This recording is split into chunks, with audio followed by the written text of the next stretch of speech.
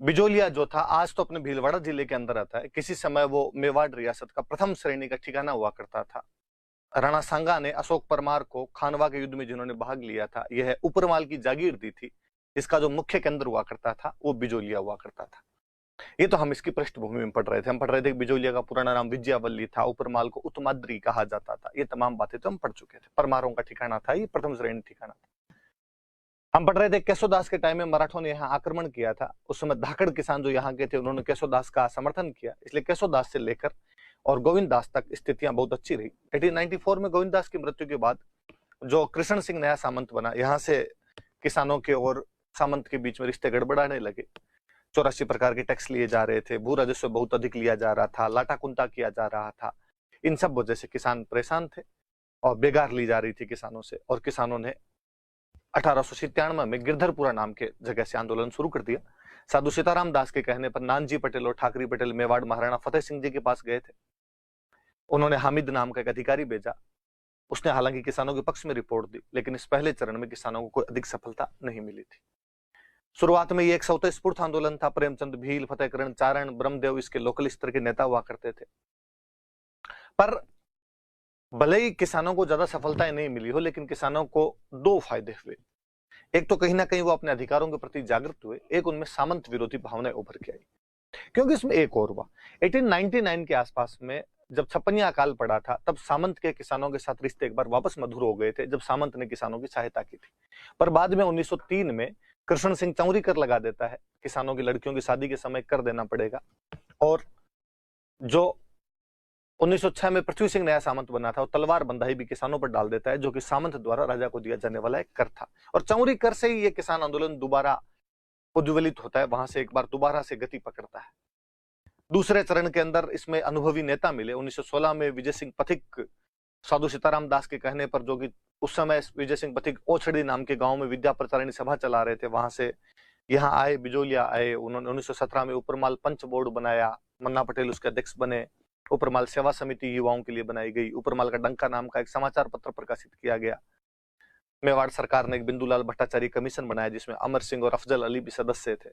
हालांकि कोई अधिक सफलता नहीं मिली किसानों को। तो राजपूताना मध्य भारत सभा, जो कि एक संगठन हुआ करता था, उसने कहा कि हम भवानी दयाल के नेतृत्व में एक नई जांच एजेंसी बनाएंगे। मेवाड़ सरकार नहीं चाहती थी कि बाहर की जांच एजेंसी आए, इसलिए उसने दोबारा राज सिंह बेदला, तक सिंह मेहता और रमाकांत मालवीय के नेतृत्व में एक और समिति बनाई।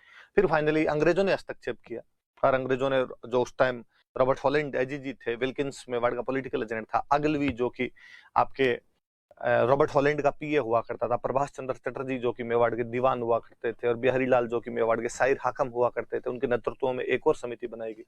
किसानों की तरफ से बातचीत करने के लिए भी माणिक्यलाल वर्मा, राम नारायण चौधरी, मोतीलाल जी, नारायण जी पटेल जैसे कई लोग गए। मोतीलाल जी सरपंच हुआ करते थे। नारायण जी पटेल के नेतृत्व में पहले एक आंदोलन और चल चुका था। ये लोग गए और इन लोगों ने जाके बातचीत की तो 84 में से 35 कर माफ कर दिए गए थे, लेकिन बिजोलिया के सामंत ने इसको स्वीकार नहीं किया।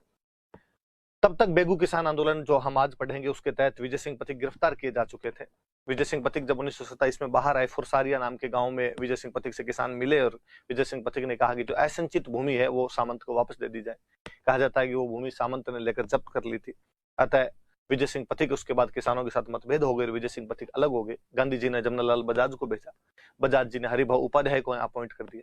कालांतर में प्रजामंडल बन गया, लेकिन सरकार ने कहा कि यदि प्रजामंडल से किसान संबंध नहीं रखेंगे तो समझौता किया जा सकता है। 1941 में वी राघवाचार्य और मोहन सिंह मेहता, जो कि प्रधानमंत्री और राजस्व मंत्री थे, उन लोगों ने किसानों के साथ समझौता करके उनकी जब्त जमीनें वापस दिलवाई थी। इस आंदोलन के दौरान कई संगठनों का बड़ा अच्छा सहयोग रहा, जैसे राजस्थान सेवा संघ और राजपूताना मध्य भारत सभा, जो कि राजस्थान के संगठन थे, उनका, और कांग्रेस का। 1919 के कांग्रेस के अमृतसर अधिवेशन में बाकायदा तिलक ने इसके पक्ष में प्रस्ताव रखा था, केलकर ने उसका समर्थन किया था। हालांकि गांधी जी और मदन मोहन मालवीय उस प्रस्ताव का विरोध करते हैं। 1920 के नागपुर अधिवेशन में वापस कालू जी, गोकुल जी और नंदराम जी जैसे लोग गांधी जी से जाकर मिले थे। विजय सिंह पथिक के कहने पर वहां किसानों के शोषण की प्रदर्शनी लगाई गई थी। तो उसके बाद गांधी जी ने भी इसको अपना एक नैतिक समर्थन, मॉरल सपोर्ट इसको कर दिया था। तिलक और गांधी जी ने बाकायदा मेवाड़ महाराणा को लेटर लिखे थे। मदन मोहन मालवीय ने मेवाड़ महाराणा से मुलाकात की थी। जमनालाल बजाज यहाँ पे सर सुखदेव प्रसाद जो एक मंत्री हुआ करते थे, उनसे मिलके गए थे। समाचार पत्रों ने कईयों ने बहुत अच्छा साथ दिया। गणेश शंकर विद्यार्थी का कानपुर का प्रताप समाचार पत्र इसमें बहुत एक्टिवली पार्टिसिपेट करता है। विजय सिंह पथिक के खुद के 2 समाचार पत्र राजस्थान केसरी और नवीन राजस्थान का मुख्य योगदान रहा। आपके प्रयाग का अभ्युदय, पुणे का मराठा, कलकत्ता का भारत मित्र अखबार भी इसके अंदर सम्मिलित हुए थे। 2-3 बातें और मैं बता दूं आपको कि प्रेमचंद जी का एक उपन्यास है रंगभूमि, वो इसी अपने आंदोलन पर आधारित रहा था। मैं आज और पढ़ा दूंगा वैसे आपको कि वर्मा जी ने इस आंदोलन के समय एक पंछीड़ा नाम का गीत गाकर लोगों के अंदर प्रचार प्रसार किया था। यह राजस्थान का प्रथम संगठित पीजेंट मूवमेंट था, वर्ल्ड का लॉन्गेस्ट नॉन वायलेंट मूवमेंट था जो 44 साल तक चला था। महिलाएं बच्चे भी शामिल हुए थे, बाहर से चंदा नहीं लिया गया, स्वावलंबन का उदाहरण है। पॉलिटिकल अवेयरनेस आई थी, नेशनल मूवमेंट के साथ में हम जुड़े थे, अन्य आंदोलनों के लिए इंस्पिरेशन का काम भी करता है। हमने अन्य आंदोलन कही तो मैंने 2 नाम लिए, बेगू और बूंदी के किसान आंदोलन। आज हम उनकी बात कर लेते हैं, बेगू और बूंदी की